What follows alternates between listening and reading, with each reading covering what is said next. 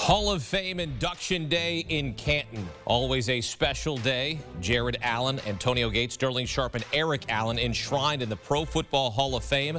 The four-person class, the smallest class since 2005. First up, Jared Allen on what it took to get to the Hall of Fame. My why can be summed up with three things: fear, respect, and the pursuit of greatness. And when I talk about fear, I'm not talking about that type of fear that cripples you and makes you avoid something. I'm talking about that healthy fear of failure, that fear that motivates you to do whatever you can to succeed, that type of fear that lets you get knocked down and then realize you don't want to get knocked down again, so you pick yourself up, you learn, and you improve. And respect. I've only played this game for two reasons: the respect of my peers and the respect of those who came before me. I will never forget the day I got an email from Jack Youngblood telling me that he thought I played the game the right way.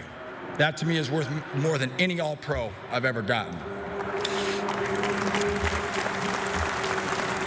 As one half of the first brothers selected to the Pro Football Hall of Fame, you got to come up here and stand next to me, my man.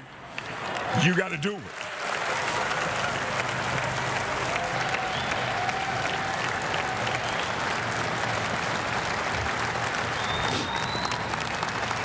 It's so wonderful to be able to experience love and appreciation from my family. But ladies and gentlemen, this is why I play football. This is why I got out of bed. It wasn't work. It was because of this right here. And it's one thing that I want to say is Jeffrey Luer's not here today, but I want to have a special gratitude to the Philadelphia Eagles organization and a tremendous football team that they put on the football field this year. I want to say fly, Eagles, fly. To the city of San Diego.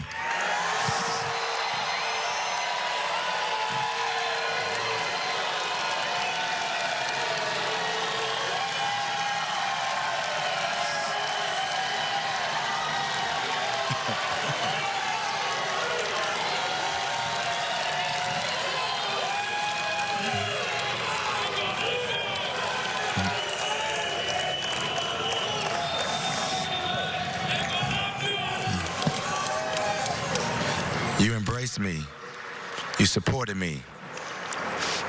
San Diego is where I first became a Charger, where I first became a tight end, where I first became a father. I will never forget running out of Qualcomm Stadium and seeing all that powder blue.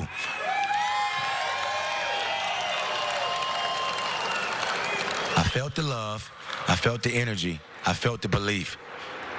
San Diego, you would always have my heart. No matter where I live in the world, San Diego will always be home. So thank you to the city of San Diego.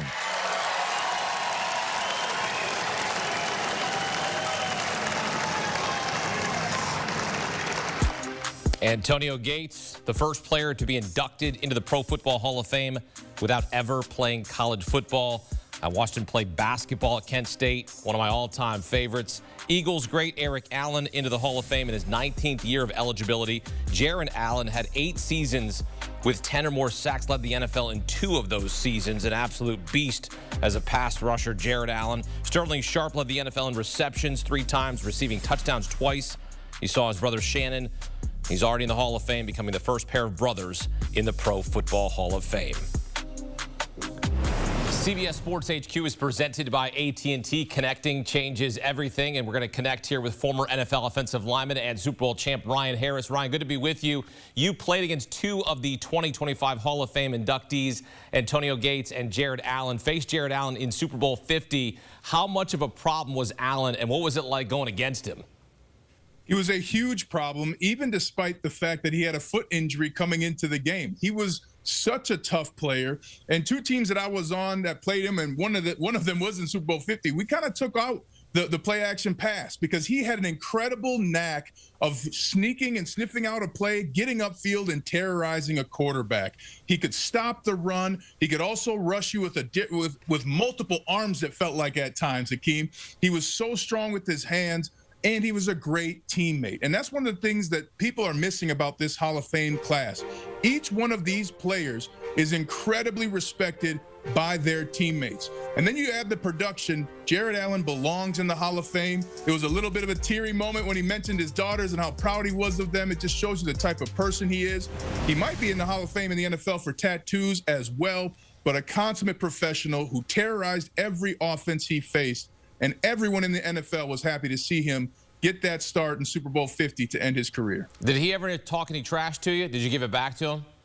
He did not talk trash. He was not a trash talker. And one of the things with some of these defensive ends, you don't want to get him started, right? So he was a very quiet player, but he was determined and on a mission. He would communicate to his teammates, but he cared not about the offensive tackle he was going against. I promise you, Hakeem. Yeah, his play speaking volumes. He had 8 seasons with 10 or more sacks, led the NFL in 2 of those seasons in that category. You also went against my guy from Kent State, Antonio Gates, who did not play college football. He played college basketball, turned into a Pro Football Hall of Famer. I remember him dunking on guys at Kent State. He's got the 7th most receiving touchdowns in NFL history, most by a tight end. Spent his entire 16-year career with the Chargers, 8 straight Pro Bowl selections from 2004 to 2011. Ryan, what made Antonio Gates so special? Number 1, his speed. He was way faster than people gave him credit for. Number 2, his size. A mountain of a man who would shake off defenders like you and I would a mosquito trying to bite us right now this summer.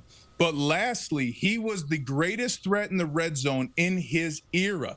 That is something where, because of who Antonio Gates is, multiple times defensive coordinators had to make concessions with their personnel because he could play on the 20-yard line and catch a seam route on you. He could play down on the 1-yard line and help block to get in, or he could catch a pass from in there. And as you mentioned, Akeem, he revolutionized the dunk that everybody has now seen multiple times. And a lot of players might have sprained an ankle or two, including some linemen trying to do it in practice. But Antonio Gates, a consummate professional as well, somebody who really changed the game and opened up the lane for guys like Rob Gronkowski and Travis Kelce to be the star and to be the go-to guy. And he's probably responsible for Phillip Rivers' career. Yeah, no, you're absolutely right about that. And that takes us to our next question here. 2 of the quarterbacks Antonio Gates played with on the Chargers are eligible for the Hall of Fame for the first time next year, Drew Brees and Phillip Rivers. Another name who's eligible is Cardinals great Larry Fitzgerald, with the mind-boggling stat that is always just wild. He had more career tackles than drop passes in his career.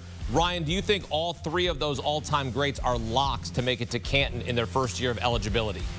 Drew Brees and Larry Fitzgerald are locks. I don't think Phillip Rivers is. And not to take anything away from Phillip Rivers, but with Drew Brees, no quarterback won a Super Bowl that meant more to a city than Drew Brees in 2009 when he won it for the New Orleans Saints. Not only that, he continued to donate and involve himself and his family in New Orleans to help revitalize that city. He was the first quarterback to throw for 5,000 yards. It was unthinkable at the time. He made it routine, doing it 5 times in his career.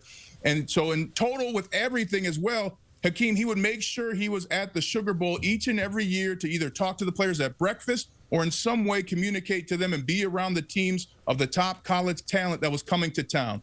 And then when you talk about Larry Fitzgerald, not only is it about that stat that he has more tackles than drops, what's that say about the quarterbacks he played with, Hakeem? Just to think about what Larry Fitzgerald's career could have been with a little better quarterback play. I know Carson Palmer's out there, but he's a USC guy, Hakeem. Give me a break. But I will say this. Larry Fitzgerald also has one of the greatest stories of perseverance in the NFL. He started by being a ball boy for Chris Carter and Randy Moss with the Vikings, went to prep school to get his grades up, built the Pittsburgh football program that we know today, and then, was a dominant receiver. One time even pulling me out of a pile in a game saying, Ryan, Minnesotans don't play like that. He has been a mentor to more players than fans will ever understand. And Larry Fitzgerald, possible future senator, definite Hall of Famer. Ryan Harris with us here on CBS Sports HQ with his perspective. Hall of Fame Day in Canton, and we look forward to next year as well. Ryan, good to be with you. Enjoy the summer as we get closer and closer to the start of the regular season in the NFL. Here's a look at the notable players who will be eligible for the Hall of Fame for the first time in 2026. We mentioned Drew Brees. He retired as the NFL's career leader in both passing yards and touchdowns, currently second to Tom Brady in both of those categories. Fitzgerald's second to only Jerry Rice in both career receptions and receiving yards. And Bill Belichick will be eligible. Also a lock, led the Patriots to a record 6 Super Bowl titles.